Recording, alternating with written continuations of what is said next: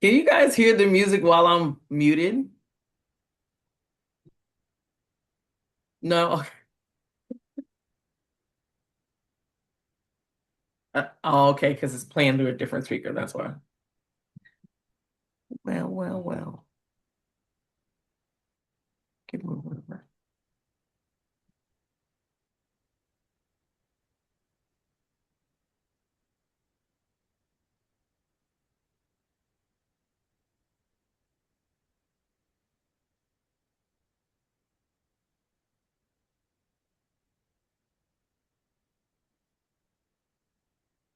Got about 2 minutes. We're gonna wait on a couple more people to hop in, and then we'll get started. While you're waiting, you can go ahead and put your name, your school, and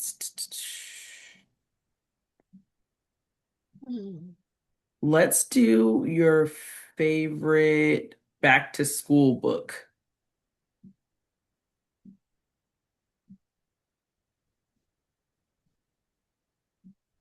Or if you don't do a lot of kids books and this is your first time working with kids, you can do your first, or not your first, your favorite New Beginnings book about new beginnings.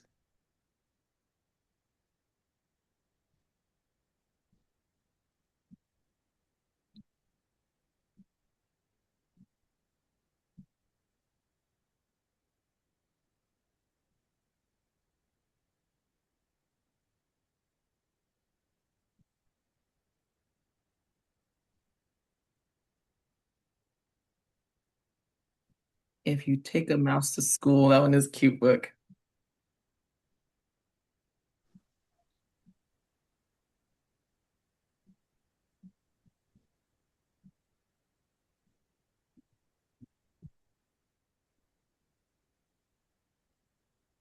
Name Jar, Sarita from Pensacola.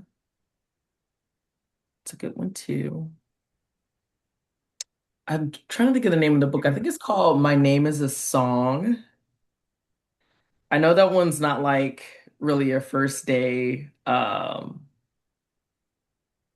back to school book, but I like to use it for the about me section with the kids when we're doing our introductions. I think it's a super cute book. Michael, not a first day book, but Dragons Love Tacos. There are two of those books. There's like a kit that I saw one time that had like a little toy dragon in it. That one's super, super cute as well. I also love tacos. So it's a good, it's a good book. And Autumn from Montclair, Teacher from the Black Lagoon. I think that's a whole series too. All right, let's go ahead and get started. First Day Jitters, Sue from Peace River. All right, welcome to the Lunch and Learn for Y Reads. We are doing Extension and Plus today, working on those two levels of SIPs. Welcome. We're going to go ahead and get started. I love The Giving Tree, Katie. That's a really good book. I think does Perkins still have that giant tree painting of the tree in their front office? I think they used to have a I'm really not big one. sure, You actually. I think they might have painted over it. man, it was really cool seeing that every day back when I was there. But yeah, maybe they did.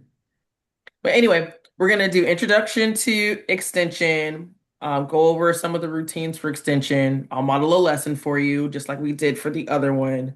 I'll introduce you to Plus, which is very, very similar to extension. There are a couple tweaks to it, so I'll point those out for you. We'll talk about transitioning into challenge and hit some best practices. I will tell you that, or will warn you just in case. The last training did go over a little bit. If for some reason you do need to hop off, that's okay. This is already being recorded and it'll be in the coordinator drive. So it again, if we go over a little bit, just feel free to hop off if you need to. I'll just keep teaching. All right. Go ahead, Esther. Ryan, can I ask one quick question? Yeah. If a student, when a student completes the beginning level, do they go into, where do they start in extension? Review or lesson one? So thank you for pointing Review that lesson out. one? I love it Okay. when people ask the questions that are in my head. These are questions that will pop up later for you as you get into the series of extension. But when you transition out of beginning, normally if a student starts in beginning and then it's time for them to transition into extension, because extension has two separate sections. The first section, review, is for students who may need extra practice on those basic skills before they hop into extension. And then the section is just the regular lessons. If you're coming out of beginning, that means they've already done those basic lessons. So you do not have to do that review section. And when we hit in like the levels and stuff like that, I'll show you what I mean by that when we look at the curriculum. But thank you, Esther, for pointing that out. You do not need to do the review section if the student is transitioning out of beginning. But if they place an extension in review, then they should be completing those lessons. All right. So I mentioned yesterday that, excuse me, not yesterday, the last training that beginning covers our kindergarten and first grade students. Extension will generally cover our first and second grade students. And it'll be more used for intervention for second and third. So you may have a good chunk of your first and second graders in here, but generally your struggling second and third graders may end up in this part of the curriculum. Because of the way mastery test, the placement test is set up, they'll tell you inside the test that a student who is struggling as a second and third grader will generally get placed in review, extension review versus in beginning, unless they're really struggling. And if they're really struggling, then you would place them back into beginning. So we'll talk about that a little bit when we get into the assessment piece during that training. But let's go ahead and get into this. Generally, inside extension, you're going to focus on consonants, short vowel sounds, consonant patterns, and we'll see that a little bit when we look at the scope and sequence. But just like the beginning section and levels, they all have their own materials. There's a teacher's manual. You'll get your sight word and your sound cards. You'll get your wall cards, just like in beginning. The storybooks and decodable stories are there. You also have that multi-sensory book where you have your trace and writes um, and your support. Mastery test, you still get those in every level. There's also that mentor self-check that I showed you last time. You do also have access to this, excuse me, in for ClassView Pro in the card deck. That's what we'll be using today for the modeling of the lesson. And then all of those reproducible materials are also in the learning portal. Again, if you need access to the learning portal, let me know. Shoot me an email. Um, or if you need it right now to look through, you can pop something in the chat and maybe I can get you on before we start. But those reproducible materials, remember that they're only available for fourth and fifth edition. However, if you still for some reason have a third edition model, there is a section inside of the learning portal where you can print out those new sheets that are updated in the fourth edition, and you can include them in your third edition and just swap those sheets out. Just FYI, if you don't have those yet. And I'm assuming everybody can see this. Let me know if I'm talking too fast or something's too small or whatever. But an extension, as you see, coming in from the beginning section, you're now hitting inflections, trigraphs, final E sounds, vowel patterns, R control, diphthongs, silent letters, hard and soft C. We're hitting those more advanced parts of decoding it and letters and word usage, leaving out of beginning. Um, and you'll also see once we hit into into the plus section, how much it covers both of those beginning and extension lessons and source materials to support those fourth through 12th graders. And once we get to challenge, you'll, as you can see, both grades will get some type of early programming, whether it's between extension and beginning or through plus. But both of those sections, both of those grade levels, K through 12th, will hit challenge at the end. All right. Daily components. So for the extension lessons, they'll start to adjust a little bit. One of the big differences that you'll see in the extension section is the fact that they no longer, let me pause this music, apologize. Just realized I still have that playing.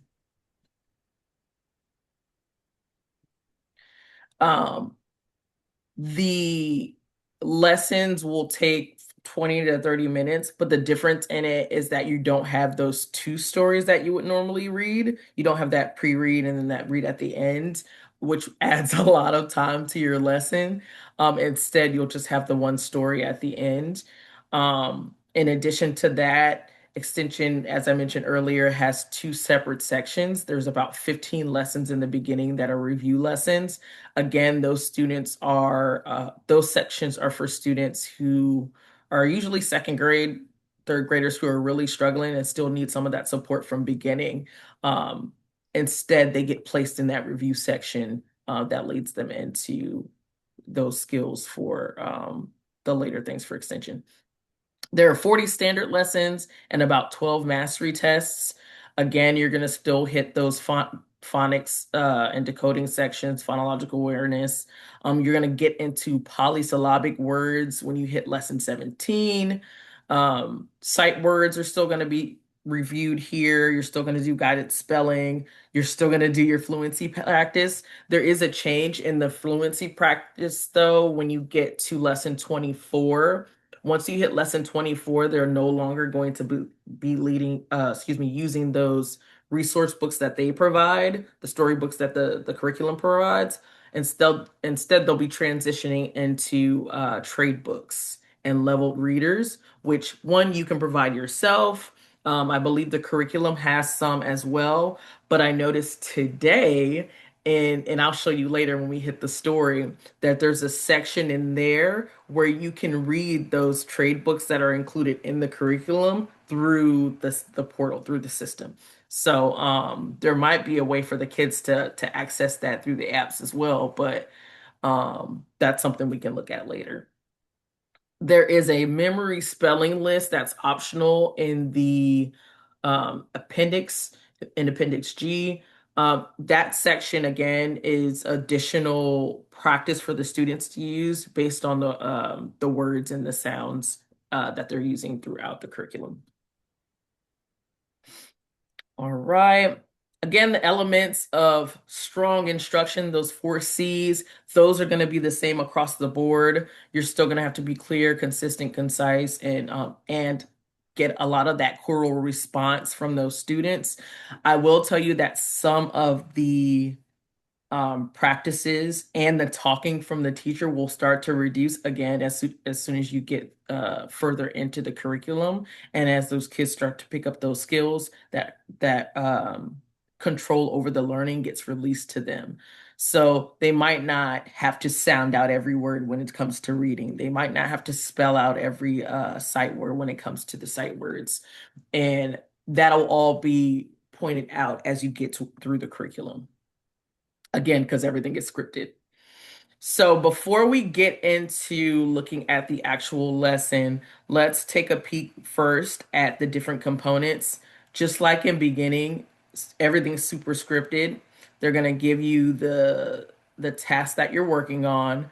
They're going to hit what your script is. They're going to give you some preparation, especially if you're hitting an entry point lesson. And then we've got those visual cues, just like in beginning. You've got a new routine here, and that correction will still be there just like before. All right. Again, if you have your manual, you're able to go in and view this at the same time. Feel free to do so. But before we actually look at that, I want to show you a couple things that we're going to touch from the system. So our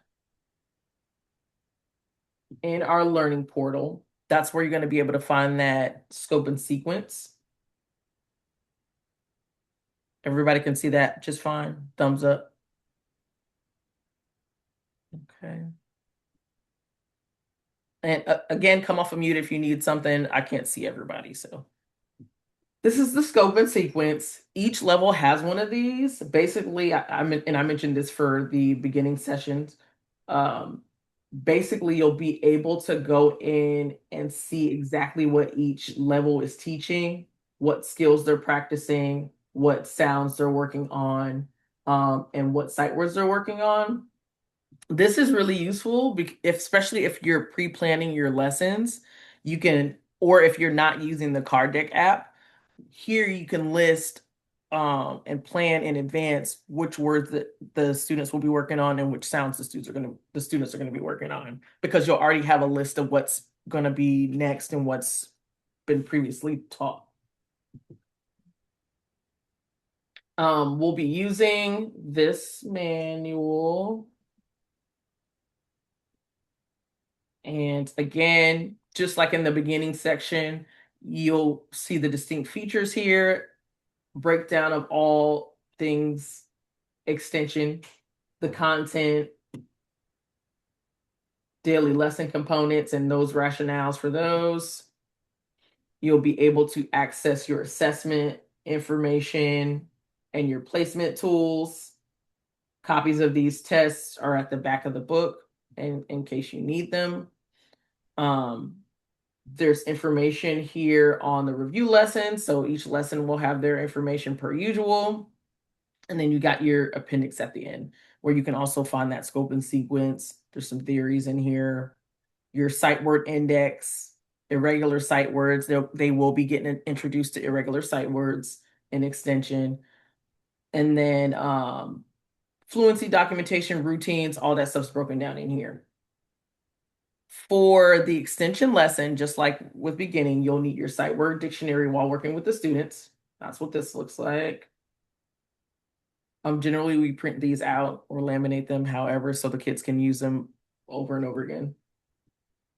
You'll use the wall cards, which is essentially about the same as the one for beginning. You still have your cat in the chair situation. You've got your vowels. There is the introduction of the long vowels in this area. So we'll see that in extension. And then some of the new sounds will pop up here as well. But you still have your mnemonics and your sound wall card here. Your stories will also be available. This is what I was mentioning before about the decodable books. So when you start getting into trade books, there are ones that you can use here. It has the whole library of the books. You can print out the PDF for the kids if you don't have the actual trade books, or you can display it just like we did the little blue book when we practiced for beginning. Actually, let's keep that open because we're gonna need that later. Apparently, when you close these things out, you have to make sure you go through the whole system again just to get back into it. But I will tell you that some of these pages make you re-log in every time you go to use it. So that's a little annoying about the new system, but it is a lot better. There are stories. Okay, stories. That's how you get back to it. We're going to use this section for when we go through. This is the purple book. So when we go through the stories, we will use this function. What else is in here?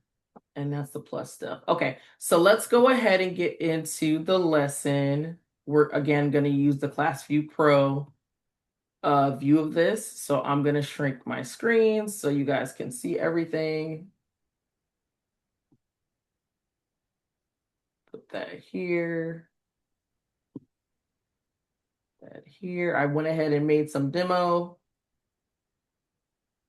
sections for this. We'll talk about this later. This video extension and plus transitioning from extension and plus to challenge, you will most likely be watching this video prior to that training. I think I'll make that part of your homework. Before that challenge training, it'll be a good idea to watch this video. I prefer you to watch them outside of the training. That way we're not taking up a lot of the time watching someone else talk. So I'll make sure to remind you guys at the end to go back and look at this, but this can be found inside of the learning portal, and I'll show you where to find that at the end of the training. All right, we are on 16. Let's move this guy out of the way. Let me know if anything is too small, guys, so I can make sure you guys can see everything. We're going to use this. Good thing about using the Quartdeck app is when you go to set up those groups, it already has you set up the sight words and the sound cards in advance, which is super helpful. They didn't used to do that, so that's a new feature. Okay, so let's go through the lesson. So this is an entry point lesson, and because of that, like I said before, you're going to get that whole breakdown of one, what should they know before they start this? Two, what's being covered in the sections of these lessons, and then some of the preparation information of what you will need to get ready before you start.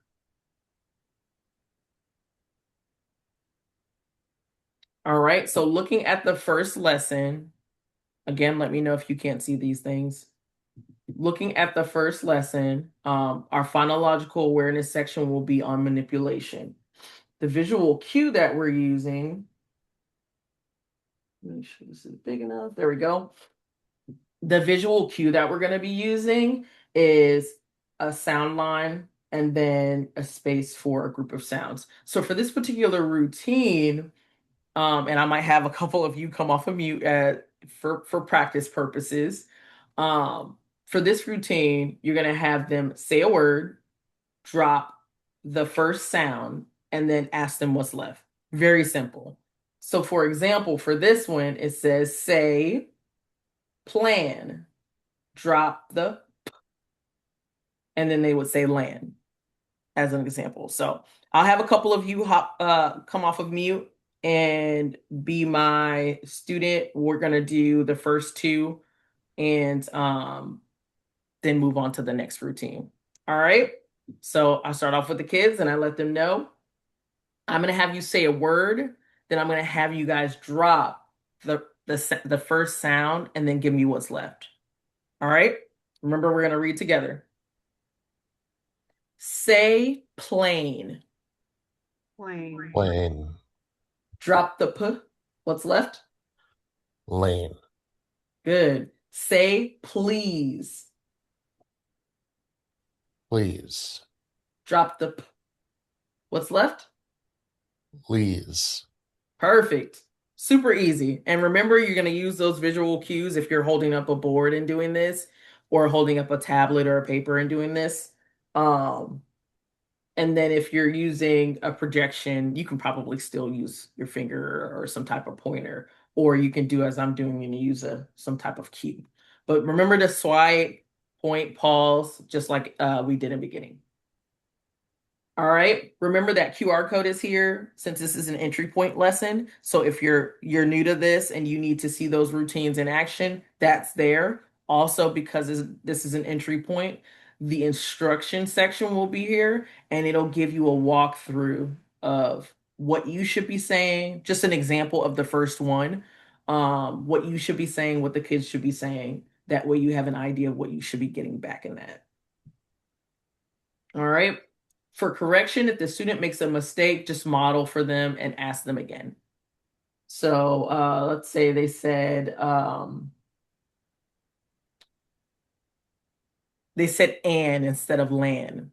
So we're gonna drop the what's left, land. Plan, Drop the p. Lan. And then you would have them do it again. So you're testing today? No. Oh, hold on, we're unmuted. You're on mute. Go ahead and mute everybody just for right now, and I'll have you unmute again if I need your help. Okay. Let's go on to the next part.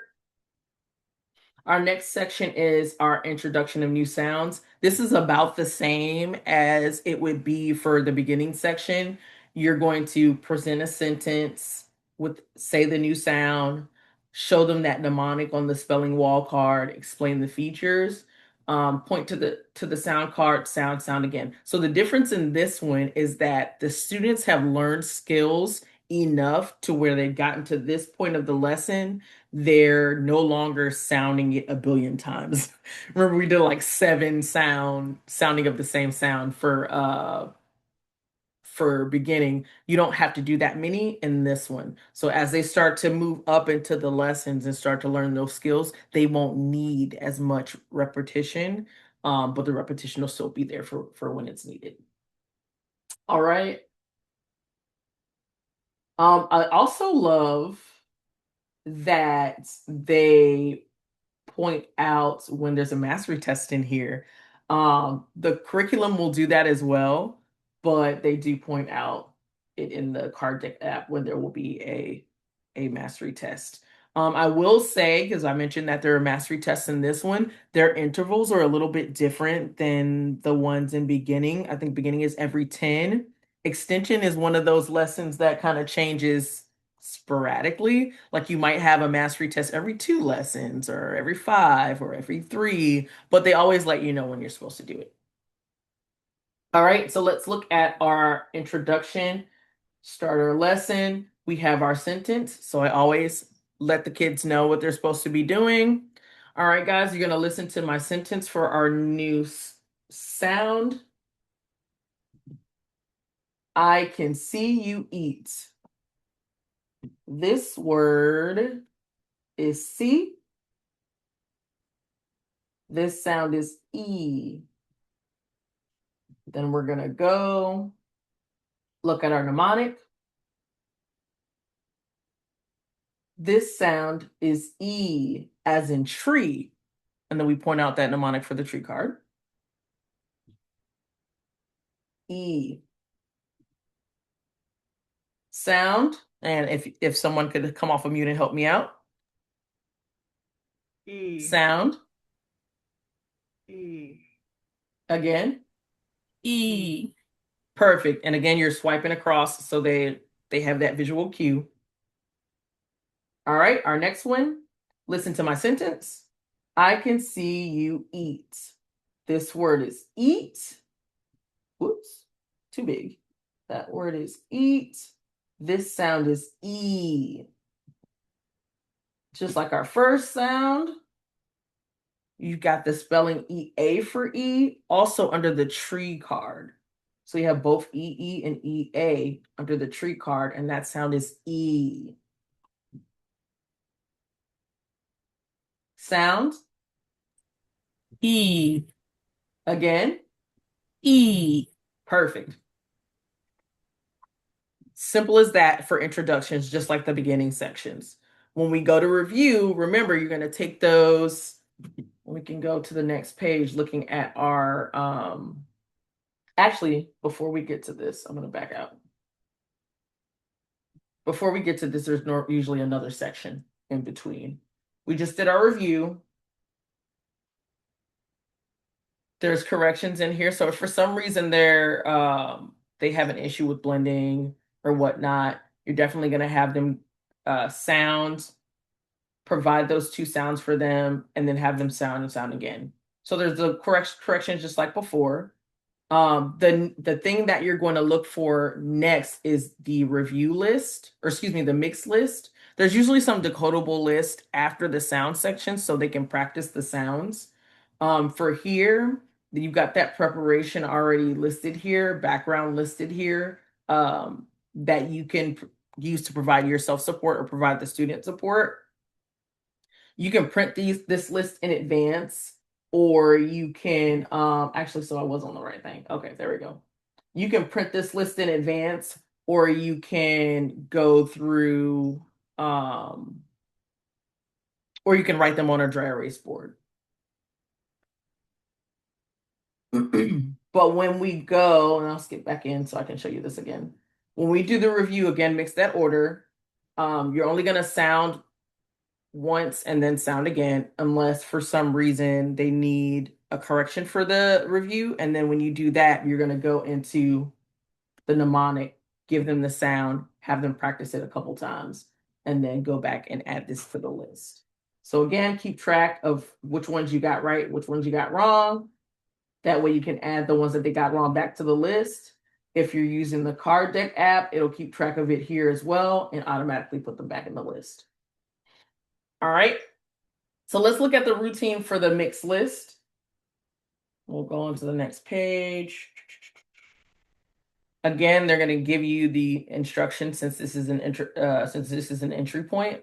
Read. Student's going to read the word. Read. Student's going to read the word. You only have to have them read it once unless there's a correction that needs to be made. For this, it says when the students make an error, you will provide a correction for the type of error they made. Again, the instructions on that are usually listed. So for a correction for the mixed list, like if they say ship instead of chip, this is how you would correct this. You would give them the word, point out the sound on the wall card. If the students are incorrect, tell them the sound. So for some reason they keep making that incorrect sound for that one. If they say sh instead of ch, give them the sound so they can hear it. Have them sound it again. So a lot of modeling when you're doing correction. You'll notice that throughout the curriculum. You'll model it for them and then have them repeat it. If there's an issue with a consonant blend, if they say sand instead of stand, as an example, you're going to emphasize those sounds for them. Have them sound it, have them sound it again, then have them reread the word. So point out those sounds again. So, and then for final E, which is like the silent E words. Hold on, I see a question in the chat. Is there a list of the mnemonics all in one place, or is that within the lesson? I believe it's only within the lesson. There used to be a sheet that had them all on it, but I haven't seen that in years. Your best bet, which I would normally do, is before you print and make copies for your group, I normally would go in and write it. Or if you have the PDF version, you can type it in and then print it from the PDF. I might just go in and at some point make one of those myself and just drop it in the coordinator drive. But that's probably the best way for you to get those mnemonics listed on that sheet. They don't write them on there like they used to. For final E, if you run into an issue where they mispronounce it, so if they say Ev instead of Eve, that has a final E at the end, you're going to ask them if there's an E at the end. They're going to tell you yes because of the spelling. And then for that, you're going to ask them if the first vowel sound is long or short. And at this point, hopefully they've already started to learn those long and short vowels. And I'll point that out on the sound card in just a second, when to determine whether they're long or short. And then they should be able to tell you. If for some reason they don't know, you can definitely go to the mnemonic on the sound card and point it out. But this one. As I mentioned before, we've got the cat for the short vowels, and this line behind means that it's a short vowel sound. But if you look at the other vowel sounds, which is this whole section here, they all look slightly different for the spelling. So if it's a final E, they're already taught that the vowel is at the beginning. There's a space in between, but then there's that E at the end. and that E at the end lets you know that this sound is going to be a long vowel sound. So all of this stuff is kind of pointed out throughout the curriculum. So they'll end up knowing the difference. If for some reason they don't, go back and show them.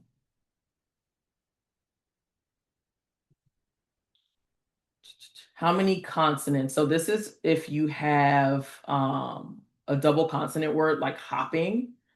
We normally ask them how many consonants are in between the two vowel sounds. And if you're looking at hopping, there's the vowel sound for the O, and then the vowel sound for ing. And we normally split in between the two consonants. And so it will be hop, ping. And that's how you would break that down. And so if they run into any of those, like cutting, wagged, rides, you can explain where you would just explain where those go, and then kind of separate where the split is so you can help them learn those words.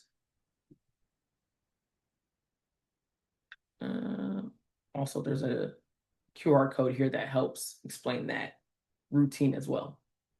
Okay, so after you end up doing these, and we'll do a couple for practice, then you will have the option to use the practice list. You can use those within the curriculum while you're doing it for extra practice, or you can save them for later. But let's back up a little bit to the routine, and we'll do a couple of these before we move on to the next one. Oh, too far. Here we go. All right, so the routine for this is to point, wait a couple seconds, pause, and then swipe across to read. Visual cue, you're holding up whatever your board is, point, read. The pointing and pausing is so they can sound out or work out any of the sounds before they read the actual word. I normally give that expectation to them in advance. So for this list, we're going to read a mixed list of words. I'm going to point, give you a second to sound out the word in your head, and then I'm going to swipe and you guys can read. I'll have a couple of you guys come off of mute. Let's go down to this one. We'll skip past a little bit. All right, point, pause. You don't have to say point, pause. This is just for cueing you guys. Read. Whoa. Thank you. Next one. Read. Wheel. Perfect. Easy as that. Very fast, very simple. They usually blow through these lists unless they have issues with some of the sounds. And you could then document like this kid is having an issue with the ing sounds, or they're having an issue determining between the EA and the short vowel sound, long E sounds versus short vowel sounds. You can document all of that stuff while you're working with the kids, and make sure you're being a little bit specific about that. That way, if you're not the coordinator and you're writing that down, they can go back and look at that information and know that kid needs additional support. And if you are the coordinator, that way, if somebody else picks up your paperwork, they'll know. Or if you're going and planning later, you'll have that information available to you. I'll also point out that there are a list of challenge words. This is something that I use to rev up the kids a little bit when I'm doing SIPs. I'll say, okay, now we got 2 challenging words here. We'll see if you guys can get it. Let's see. They're supposed to be really hard. And then they'll be like, oh, okay. And then when you pull it up, they're super excited because it's like, oh, we know this word. And then they'll do it. But I normally do the challenge words all the time. I don't usually skip them. Just for that practice. And the 2, oh, it's these 2, street and peaches. So they're a little bit more advanced than the other words, only because this one you've got multiple consonants working together. In this one, you've got a different type of ending than you normally see. So the kids get to practice adding in those extra skills. All right, super easy. Again, you're going to have that sound word card with you when you do any of the phonics or phonological awareness sections, just in case you need to provide a correction. All right, moving forward. Those are all of our corrections we just looked at. Cover the ending. That's another one. So if for some reason they do less instead of let's, you're going to cover that S and then have them read the word and then have them add the S at the end. Okay, introducing sight words. That's our next section. Same process as beginning. Introduce a sentence, have them read, spell, read for introduction. When you get to review, it's just the read, spell, read, unless you have to do a correction, and then you'll have to do it the 5 times as if you're introducing it again. But you also would give them the word. So if for some reason they say the wrong word, you don't remind them like, hey, you know this word, or sound it out. We never sound out a sight word. Or if you ask them for the word and they start to sound it out, stop them immediately, give them the word, and then have them read, spell, read as if they are being introduced to it again. All right. We've already got our pre-review deck already set. Reminder, it's usually 10 to 15, maybe 20 of those. It normally tells you in the curriculum how many they want you to do, 15 to 20. Sometimes it'll tell you exactly which ones to do, especially if you're in the early lessons. But generally, you're going to take the most recent 15 to 20 that the kids need to practice. So if you've already filtered out some of those ones that they've already mastered, that's absolutely fine. Just to replace them with new ones. All right, let's back up. Again, since this is an entry point, you're going to get way more instruction for this and preparation for this. And just to point out, if for some reason you don't have the cards, even with the sound cards, usually everything that's on the card is listed right here in the curriculum. That way, if you need to write it out on a piece of paper, you can. Again, that additional instruction, since this is an entry point, is here along with that QR code for the routine. You're going to introduce that word, give them a sentence, read, spell, read. All of that's here. Repeat the process throughout the rest of them. All right. So let's go ahead and do the new ones. Friends, we've got 3 new sight words today. So I want you guys to listen to my sentence, and then we're going to practice the new word. All right. First one. Everyone has gone home. Our new sight word is gone. I need someone to come off mute. Gone. Thank you. Wait for me. Ready? Read. Gone. Perfect. Spell. Gone. Read. Gone. Spell. Gone. Read. Gone. Super easy. And you'll do the same thing for the others.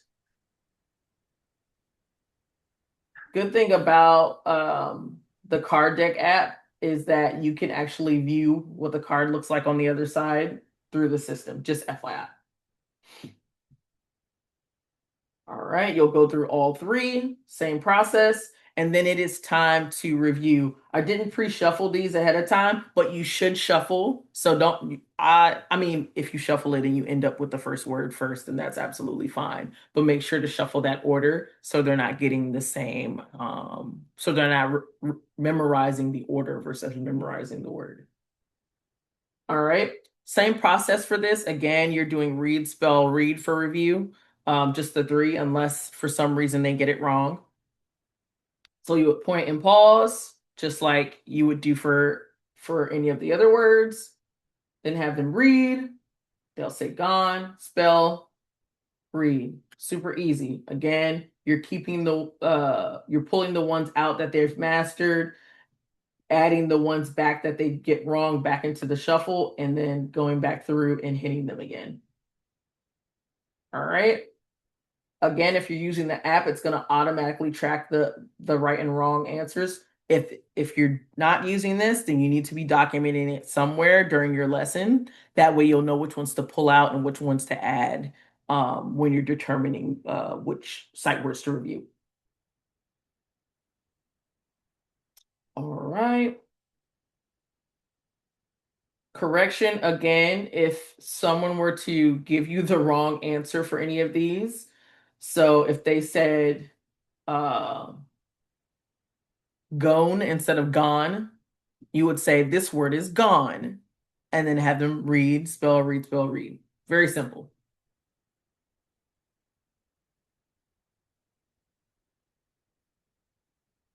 Guided spelling is our next section. It's very similar to the beginning one. They still give you the prep and everything. And like I said before, you can either have them do it on a dry erase board, you can print out the guided spelling sheets that they have in the portal, or you can just give them regular lined paper. You can use the lined paper or the printed paper if you're interested in collecting handwriting or collecting which items they're getting wrong often. That way you can go back and reference it, keep it in their files, whatever. However you want to do that. But it isn't mandatory for you to keep that information. But if you needed to help support your student, then I would do so. For guided spelling. So this is one thing that I really wanted to point out. If you remember from the beginning training, they literally just had the list of the words in the sections. I think we only have 4 for this one. No, we're going all the way up to 7. So I mentioned that they end up going, the lists end up getting longer the further you get in. The first section is a decodable. The second section is the sight words. And then you still get that sentence at the end. But I wanted to point out the new feature that's in this section, and that is the support that is listed over here. Do not skip this. This is here for your support, and it is here for the student support. So for example, when you sit down, and all of this is broken down here too, in the routine QR code and typed up here in the instruction section. But when you go to do these sections with the kids, first off, you're still using the same routine of saying the word, using it in the sentence, having them say it, and then guide as needed when it comes to them writing it, and then you'll read and spell as the word is written for checking your work. But these features here will help support the students spelling the word, introducing those new sounds that we've just learned. So if you remember from our mnemonics and our spelling word card, we've got multiple spellings for the same sounds. We know that as adults, but the students, as they're learning these new sounds, this needs to be pointed out to them. So they're going to need to know which of those sounds we're supposed to be, or excuse me, which of those spellings we're supposed to be using when we're writing these sounds. Otherwise, you'll end up getting a bunch of random spellings for a word if it has a sound that has multiple spellings. So those sections that they're showing are essentially giving them the support they need to determine that. Now there's a new routine that they're going to learn when they start getting into these sections. That new routine is asking them if they have a question about the sound.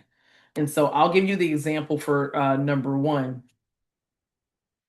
So for number 1, and I'll say to the kids, our word is feet. Frogs have big feet. Say feet. Kids will say feet. Feet has the E sound. We will pull up our tree card.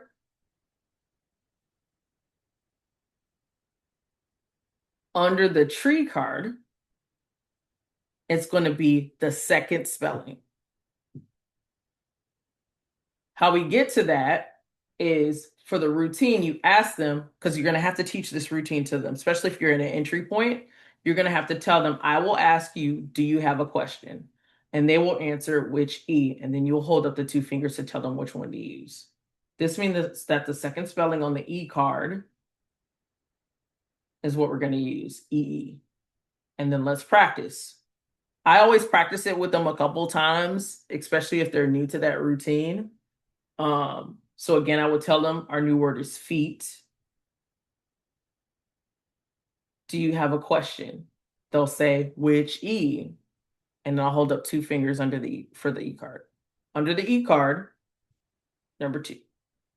Again, this is why we have those sound wall cards available during the lesson for stuff like this, because they'll be able to go back and look, or you can point it out on that sheet for them.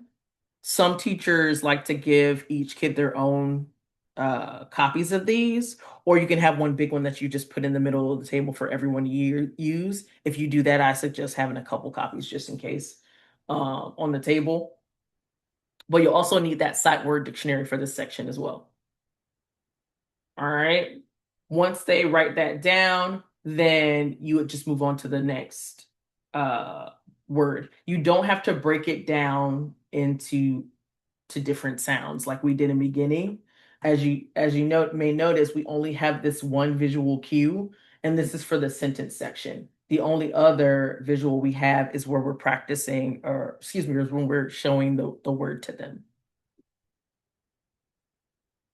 Because at this point, we're not sounding out every sound. At this point, they should be able to think about some of these sounds on their own. So you'll get to see how they progress through the skill levels as you go through the curriculum. But anyway, let's go. We'll practice the second one just so we can see what that looks like one more time. Actually, let's do 3 since it's got a final E. We can look at that same process. For number 3, our word is bake. Bake. My mom likes to bake cakes. Say bake. Kids will say bake. The first sound is B, right? B. The next sound is A. Do you have a question? Kids will say, which A? I'll hold up the one finger. Again, this is in front of them, so they'll know that A is A as in cake, and they'll know that it's the first spelling. Hope that makes sense. That means use the first spelling on the cake card, A blank E. Point to that on the card, which I just did. Write A. And then for bake, the letter K goes in the blank. Write K, now add the E. So they're getting a little bit of extra instruction for this because this is early on, but they're explaining that final E a little bit in this section. But some of them won't have the extra additional stuff because it's not needed. This is just a basic decodable word. There's no bells and whistles in this one. So you'll be able just to go through that one just fine.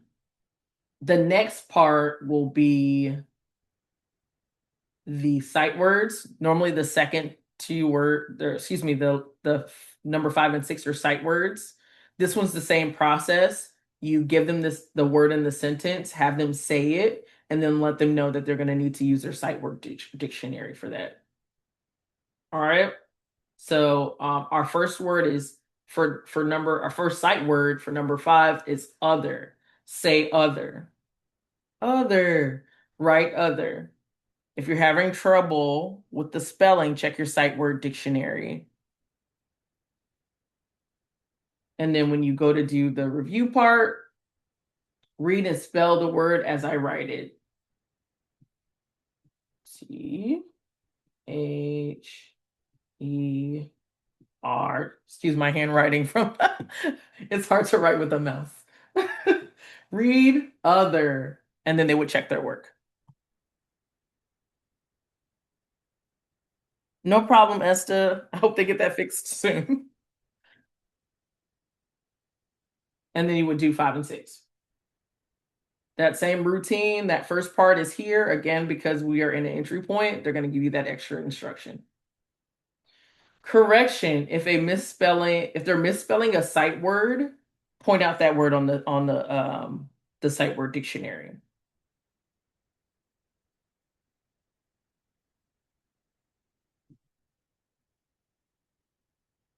For sentence dictation, it's the same process as beginning. We'll get the sentence blocks that we have them say the sentence. Say, she ate a peach. She ate a peach. And then go through the same process for each word. So she is a sight word. You would also remind them, ask them about what you would do to the first letter in a sentence. Have them write she. Hopefully at this point in the curriculum, we're at level 16. They should already know how to spell she. For 8, you're going to give them that additional support, asking them about which A, because that one is a final E sound and it is a different spelling for the long A sound. So you would be pointing out which spelling to use for that. And then for peach, there's some additional support here. One for the long E sound, the EA, which you'll point out on the mnemonic. But then the second part is to remind them the CH spelling, because there's also multiple spellings for the ch sound as well. Let's see if that's on here. I don't know why it won't let me go all the way down. There we go. There's 2 spellings for the CH sound as well. So you'll be pointing out for them which spelling for that they will use.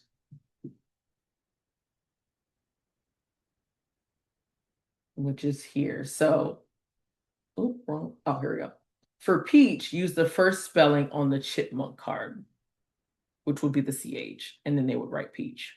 Same process, you go through the sentence, and then when you go back through, you have them do the check.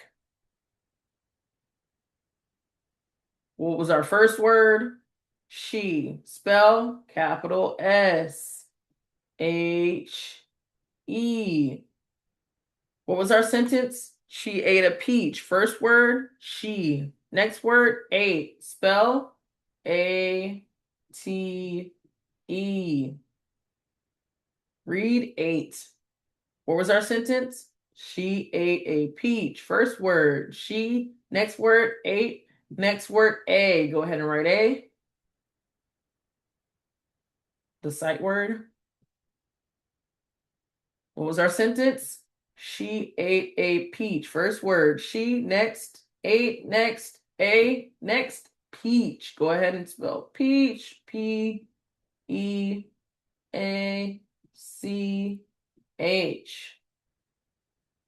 What word? Peach.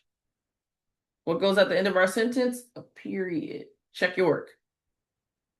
A lot of this stuff's going to blow by really fast once you get used to the routines and once the kids get used to the routines. Again, keep your manual next to you. It keeps you in order as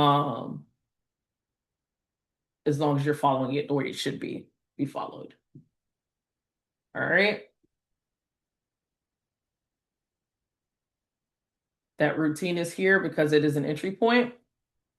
Next section is reading a story. Good thing about this is that they not only give you the information about how to provide the guidance, but it also tells you what story you should be going to. It breaks down that in lesson 16 to 23, the students will read the entire selection quietly aloud to themselves, rather than reading the first half aloud orally as they did in lessons 1 through 15. So there is a change in the reading routine. And this is what I was mentioning before. Generally, you'll do things orally, but it'll let you know in the curriculum when they should not be doing something orally. So they can whisper read here if you would like, which generally what they mean by quietly reading aloud. They can whisper read to themselves, and you can listen for anyone who might need support on that. All right. That'll help them prepare, as it says in here, for those trade books that are coming later. At this point, they already should have some of those skills, but this gives them the opportunity to practice right before they get there. You're going to want to give them decoding support. Don't skip this section. It's going to help the kids.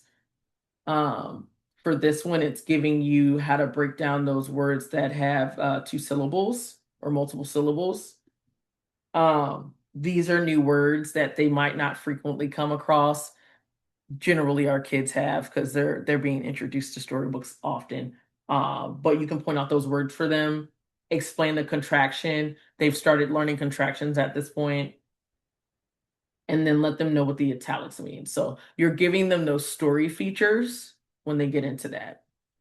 For preparation, make sure they each have a copy, whether it's the printed version or if they have that purple book. Your introduction for this is you're going to tell them what page to go to if they're using the whole book. We're going to be on page 62. And then you're still going to get that introduction of the story, the one that you can kind of paraphrase or you can use theirs. This one's pretty long, so just use theirs. It's a lot easier unless you've pre-read the story, then you can come up with your own little spiel. But also it looks like they're reading chapter 4 of a story. So depending on where they start, they might be just now coming into the story of the cat. Whereas if they're coming in from another level of extension, they've already read those other chapters. So when they go to do that fluency practice, you can give them those other chapters if this is where they're starting. But you introduce the story, and then just like in the beginning section, you will have a copy of the story right here in your book. That way you can follow along if you need to. It still has those underlines for those sight words on your end. And sometimes you get a couple comprehension questions at the end.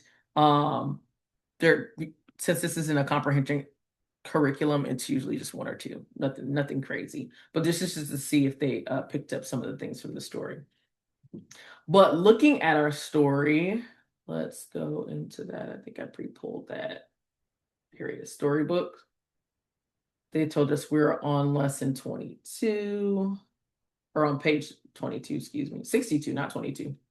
My mistake. 62. I think that's correct. I thought they said we're on chapter 4. Let's double check. Yep, nope, that number's wrong. We should be on chapter 4, 64, sorry.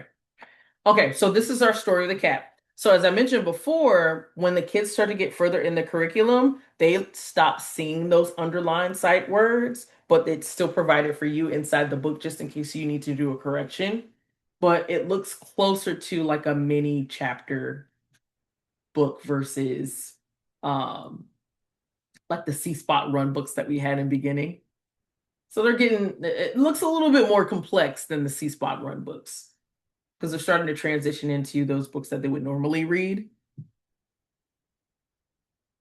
And again, they're quietly reading these aloud. You can provide any support where they need them.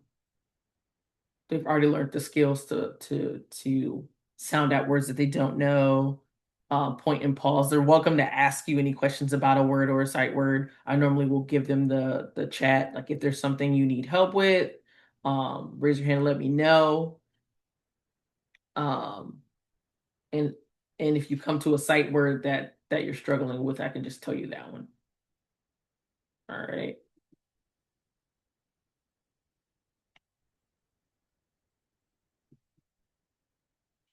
And then as you can see, some of these kind of travel on, like we talked about there being other chapters beforehand. A lot of them go pretty long as if they're reading a chapter book.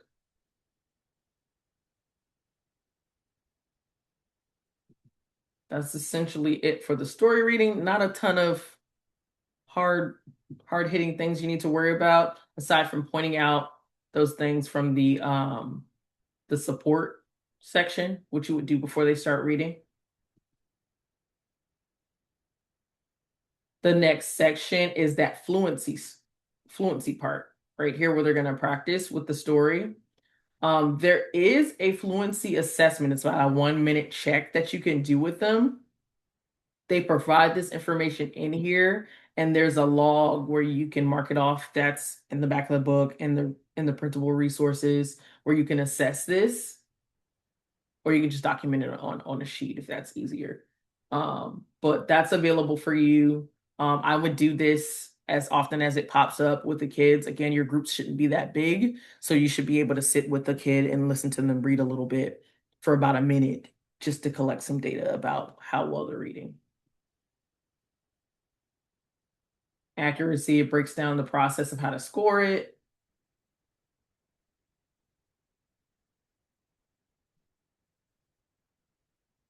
And then there's some additional notes in here. Prior to lesson 17, prepare for Mastery Test 7. So what they're saying is the next lesson is 17. Before you do that, they want you to review and prepare. Because right after this is when they're taking that mastery test. They want you to roll right into it. So they give you pages to go and copy. These pages are just the mastery tests. They're at the back of the book, but you can also get those printable resources from the coordinator drive. It also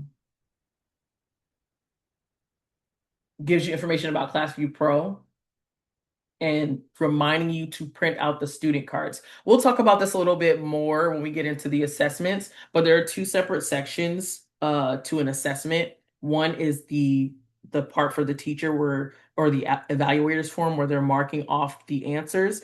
And the second part are the student cards. The students are only supposed to see the student cards during the assessment.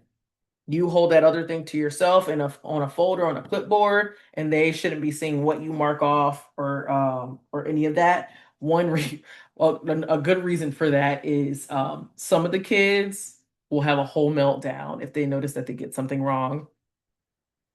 I've seen it; it has happened. So make sure you're keeping that to yourself when you guys are doing the tests. You can test them through ClassView Pro. And you'll have those printed student cards for that section where you mark it off. And that's essentially it. Make sure you do that fluency part. I'm gonna point that out more than once. Make sure you listen to everyone read. All right. One thing I want to point out for this, let me make sure we covered all of these things. Okay, great.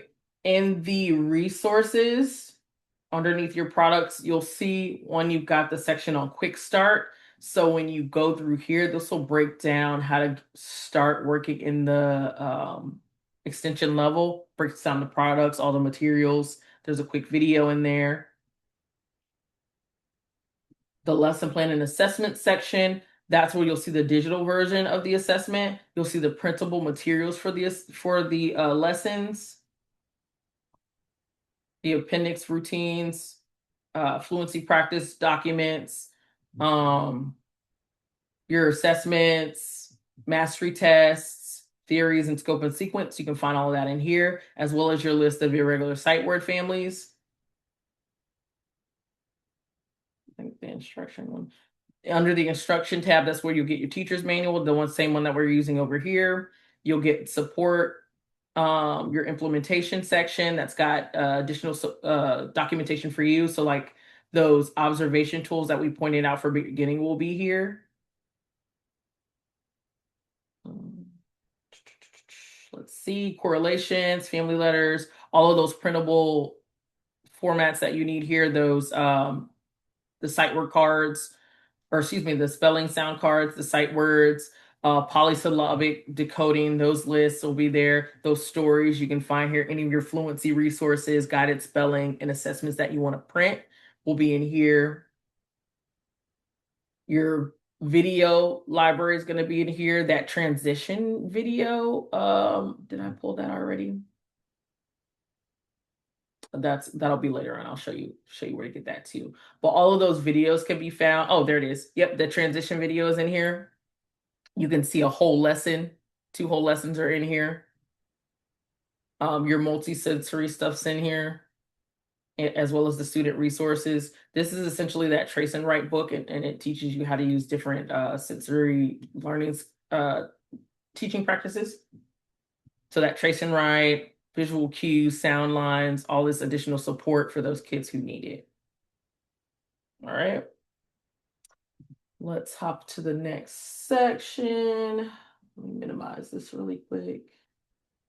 Pull back up I'm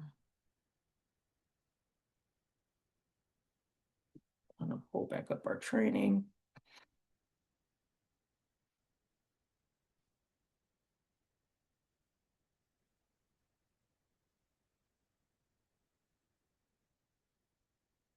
Training.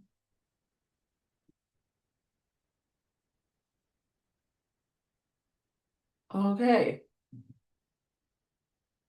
Tips for success. Always use your manual. Always, always, always, always. It doesn't matter what level, always use your manual. Track your lessons, student progress, growth. Review before your mastery tests. Send home the stories that it's extra practice for the kids, especially fluency practice. Allow extra time during those first few lessons when you jump into extension. One, new routines to learn for both you and the students. Two,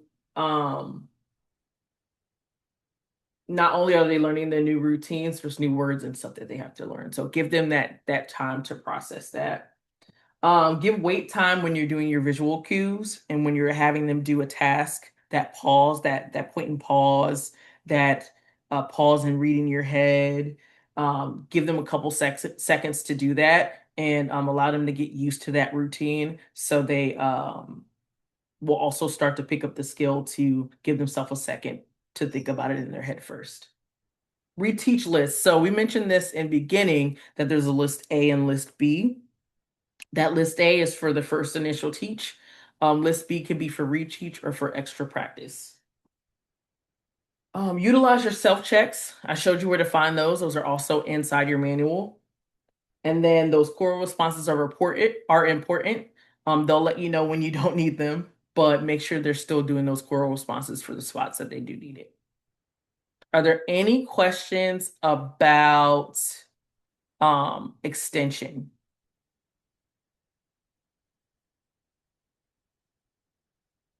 And you can come off mute if you got a question because I can't see everybody. Yes, Ryan, this is June. Hi. Are they exactly the same tests as last year, or have the SIPs lesson outlines changed at all? They should not have changed. They should be exactly the same. As far as I know, we have access to fourth and fifth edition within their portal system. A lot of you have already updated your curriculum as well. So unless you're using third edition, this stuff should be exactly the same. And if you're using third edition, you're going to want to go into that portal to print out the new stuff, but the test should be the same. Right, thank Um, you. You're welcome. Is there Ryan, another question? yeah, it's me, Yolanda. Okay. Can you make time if it's after this meeting, to walk me and Tanisha through the new portal? Because I was trying to print out something, I still can't get in. I can get in, I just can't get access to anything. You And haven't it's- found out how to add them. Okay, yeah, I It's- can show you that. I can show Yeah. you that. It's user error, so. Do me a favor, go on and look and put a meeting on my calendar. I think I have a meeting after this, but go and put it in. That way I'll block it off and I'll know to jump right in and help Okay. you. Okay? Okay. Otherwise, we can schedule something for either tomorrow or next week, however you want to do it. Okay. Okay, cool. Thank you. You're welcome. Couple tips. If you're working with ELL students, use visual aids to support learning. Make sure you're using those hands, the printouts, all of that fun stuff. They will be a really good candidate for using those multisensory items, the tracing rates and stuff like that. Provide explicit instruction and modeling. You're going to want to carefully structure and model those things for the students that are learning English, or even just those students that are really struggling in picking up some of those sounds. But be clear and consistent. Remember those 4 C's. And then you're going to want to make sure you're providing opportunities for them to practice, even outside of just the lessons. Add stuff to their rotations, add stuff to centers, send stuff home. Review frequently, flashcards, whatever you need to do, make sure you're pointing out those sounds, and make it available to them. It's a great exit ticket or a warm up coming into the building, have them practice some of those things that they're working on. And then assess them frequently. You want to check in with them often to see if they're picking up the information a little bit more so than you would the students who are not new to the English language. Remember to review your materials, train your staff. I'm gonna point this out. I think I showed it a second ago, but I'll point it out again. There is a whole section in here on how to do all the things. So essentially, the training I just gave you, there's like a small mini course in here that'll walk you through all of those same things, including pulling up the manual and walking you through the points of that as well. So go into those sections, that get started section, go look at that stuff and practice. This is perfect also for when you're training mentors and stuff like that. They don't always get the opportunity to hop onto these trainings. They are recorded so they can come on and look that way, but they can also go through like the actual course of it. I can get you a login just for your volunteers to hop on and use the portal for stuff like that. Just let me know and I'll create one. I do need an email either for them or an email that I can use. Like, or you can give them your password to get onto the portal. That works for me too. There's really nothing that they can mess up with having your password. So if you're looking for additional resources, check into the coordinator drive. There are also additional like supports and stuff in the collaboration folder. Pinterest and Teacher Pay Teacher have some good resources for tracking and practicing SIPs. And then obviously you're going to use that learning portal because that's where you're going to get most of your additional resources from. Okay. Now that we have gone through all things that are extension, we're going to go into plus. And so, as I mentioned before, there are two versions of this curriculum. There's a curriculum that is set for K through third grade. That's where you have that initial mastery test that puts them in beginning or extension or challenge. If you're looking at the plus curriculum, that's going to put them either in plus or it's going to put them in challenge. The fourth through 12th grade curriculum. So that fourth through 12th grade curriculum, as I mentioned earlier, that plus section is going to cover the early foundational skills that they need for that are shown in beginning and extension. What they do is they take that information and upgrade it a little bit to fit closer to their grade level. Things that they're going to see more often, sight words, words, and sounds that they're going to see more often, formatting that they're going to see more often in their grade level, and they condense that into plus to support them with those foundational skills. So we'll look at it so you can see. You still have your materials. I will say one of the differences that pops up is the story formats. They changed the format of the stories to look more like a real chapter book for those older kids, so they don't feel like they're reading baby books. If I handed a fourth grader one of those little blue books, like the See Spot One type books, they would look at me like I was crazy, and they probably will be upset. These books, on the other hand, and we'll look at it a little bit when we get into the lesson, they're formatted a little bit better, so it's easily digestible by those older kids. But you'll still get those same items: sound cards, wall cards, multi-sensory trace and write, all the fun stuff. You'll get that same stuff. The resources are in the portal. I think Plus is only set, if I'm not mistaken, to fourth and fifth edition. There isn't a third edition for Plus. So double check that. Everybody should have a copy of this at site. Let me know if you do not. But I believe we purchased most of that stuff the year before, not last year, but the year before that. Daily components, again, about the same because it's pretty much an upgraded version of the beginning lessons. You've got your phonological awareness and all that fun stuff. Polysyllabic syllables come in there. Polysyllabic words come in there. You got about 55 lessons and 11 mastery tests. Lessons last about 20 to 30 minutes once you get those routines. You still got that fluency practice. You've got that additional support in the back of the book. There's an added section called Reading a Selection. It's essentially guided reading, similar to what we do with the kids in beginning, except they take formatting to where if they were looking like in a textbook, or if they were looking at instructions for something. It's kind of formatted like that, and it teaches them how to read that type of stuff.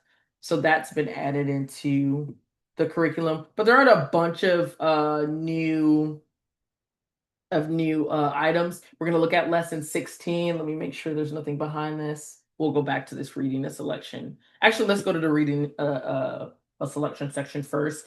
This is that new section that I was just mentioning. The resources and videos for that routine are in the portal. You're going to need a little bit of advanced planning because you're going to want to point out some of the new components to this part. Again, if they're coming at the beginning, they wouldn't have seen something like this before. But if they're just now coming into extension into plus at this level, then it's also still a new routine for them.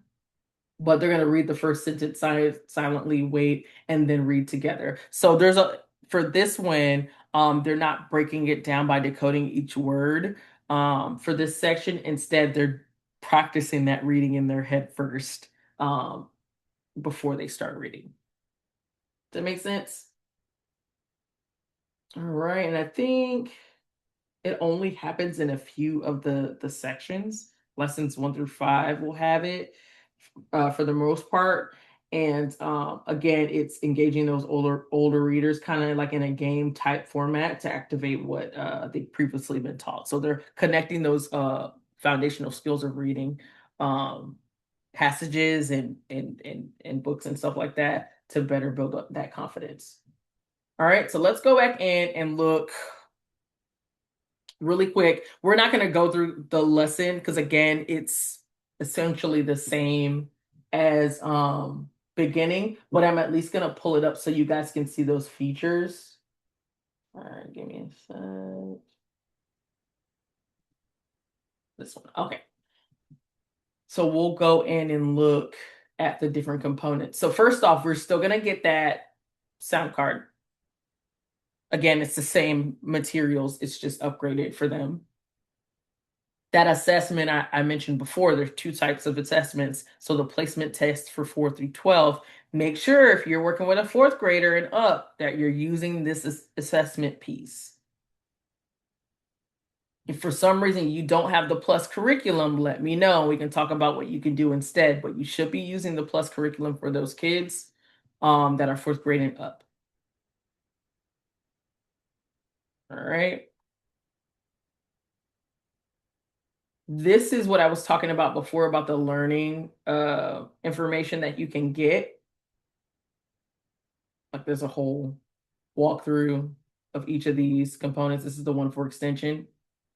I wanted to point out that you can also find those progress tracking forms that I mentioned that they have for beginning in here. And this is the one where you're documenting the progress of the kids through the lessons. That can be found in here.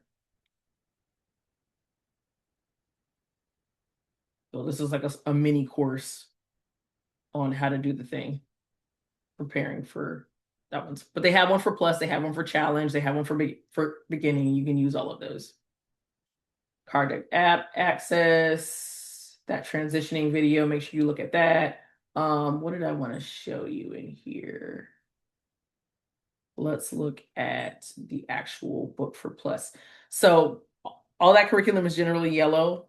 Beginning is blue, extension's purple, plus is yellow or green if you're looking inside the portal. And then I think challenge is red. Let me move this out of the way. You'll still get all of that additional content in the beginning. You've got all of your lessons. You've got your appendix. Again, it breaks down all of the additional support. Let's look at the scope and sequence real quick. This is one of the things I wanted to point out to you guys.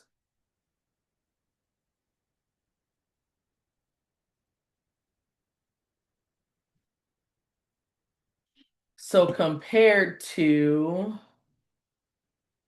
I'll bring up the beginning one too so we can compare them. Oh, that's where I need to be. I'll pull this out so we can look at both of them. That's extension.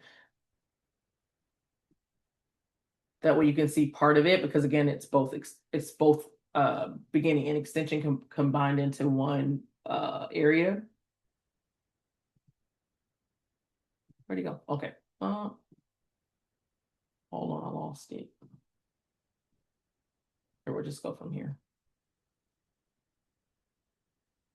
Plus instruction resources, manual, view.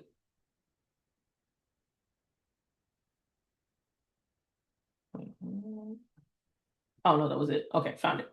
All right, so we'll look. Let's move this out of the way so you can see. So early on, you'll see the similar, like, these will be the same ones that were in beginning. If you remember those starting lessons, those are the sounds that we were dealing with. But if you look further in, you'll start to see some of those sounds that you're getting from beginning, or excuse me, from extension in here as well. But you also notice that they're getting more sight words. At this point, they're used to the routines of sight words. So they're getting more sight words. They're still dealing with oral blending, phoneme, segmentation, because again, Plus is essentially just an upgraded version of beginning and an extension. So you're going to run into a lot of those same words and sounds that are being worked with in these lessons. So I wanted to point those out. Some of those same ones. Oh, that one's beginning and this one's extension. Pay attention to that. And the scope and sequences, generally they'll give you all of the groups in one section. So you just have to scroll down to the next part. If I go further in here, it should lead me to challenge. But anyway, if you go back and look, you can see the correlation between the two if you're ever curious about where they connect. And then while we're here, let me show you that example of that read a section, read a selection.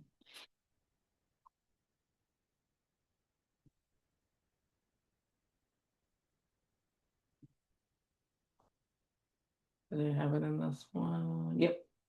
Under 5. So you guys can see what that looks like, the difference in that.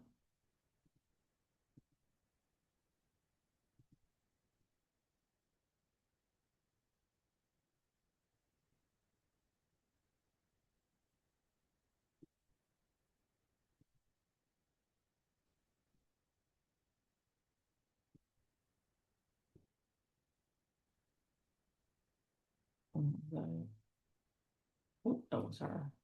Sight words or spelling. So as you see me clicking through the stuff is pretty much the same. The difference is when you get to this section, you've got that decodable support. It's essentially another opportunity to read instructions, introduction, just like you would do for one of their stories. And then this is the passage that they're reading.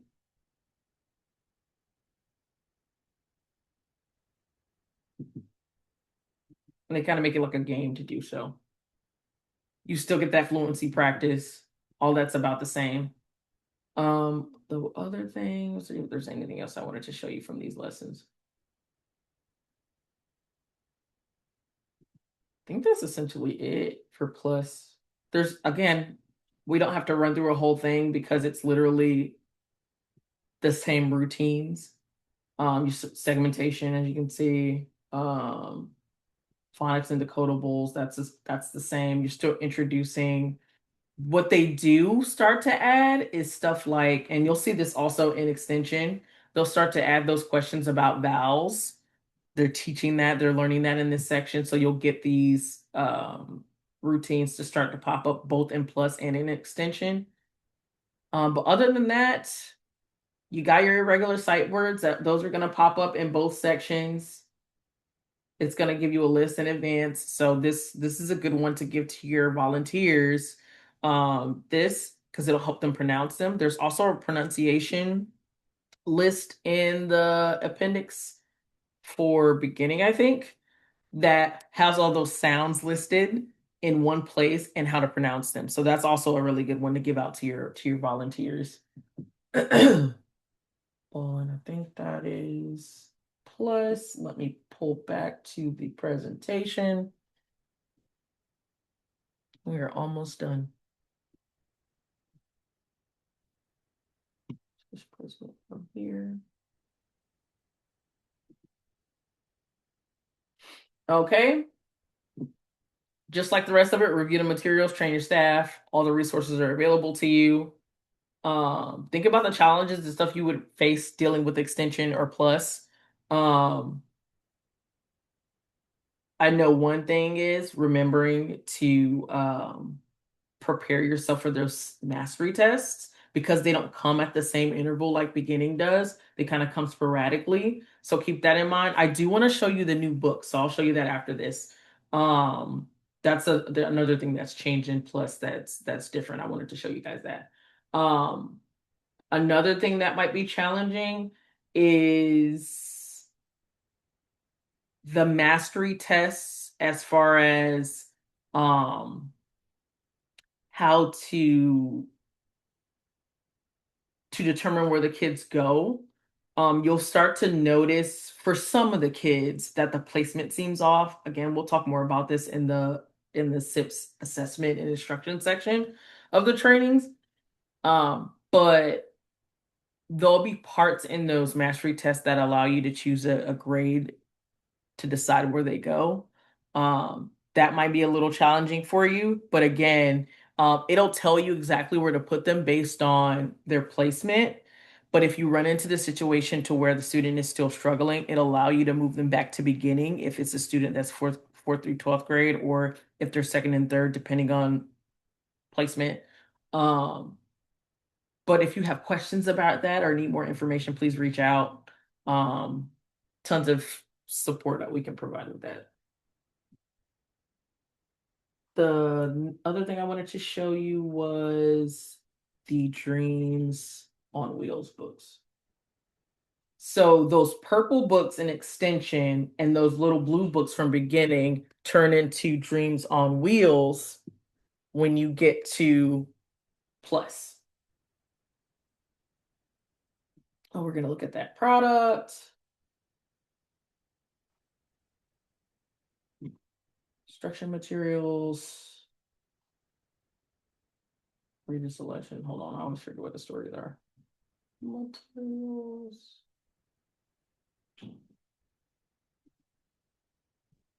There's our Dreams on Wheels. Give me 1 second, friends. New system.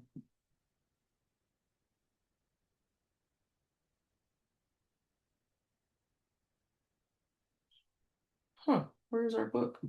Oh, here it is. They just have it labeled differently. Okay, so our book, Dreams on Wheels, and we'll go and look at it through the content viewer. But again, like I was telling you before, it's like this chapter book type format.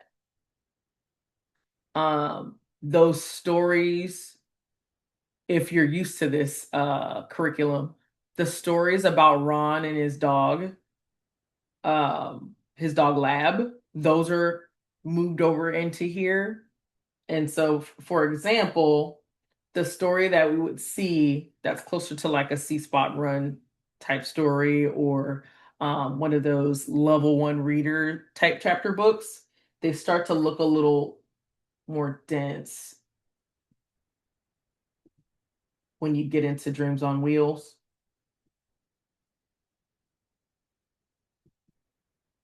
For those older kids. So it looks more like a passage that an older kid would read. And then you'll see some more informational text type books pop up in here as well.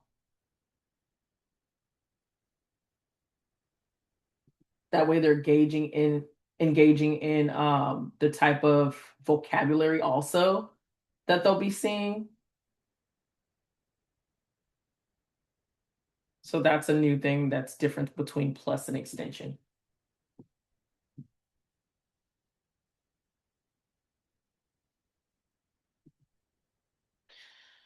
Okay, so we've come to the end of our training. One thing I want to remind you to look at that transition from Extension Plus to Challenge video. It'll help you get ready for the training on Challenge. I think that is our last SIPS training. If for some reason we hit those and you feel like you still need more walkthrough, one, hands-on practice is always going to be your best bet, but two, you can go into the portal, look at those getting started sections, and then three, you can always hop on another call with me and I can walk you through whatever. But don't forget to practice and look at everything. Um, Let me know if you still need access to the portal or if you're having issues adding your products into your system so you can view them. It's a new system. When they switched over, you physically have to go in and add them. I can't add them for you anymore. Strange. But if you need help with that, let me know. I already got something set up with Yolanda to help with that. But thank you guys for hanging out with me. I appreciate your time. And that is the end of our training. Feel free to reach out if you need anything or if you have any questions. And be sure to review that video. See you on the challenge training.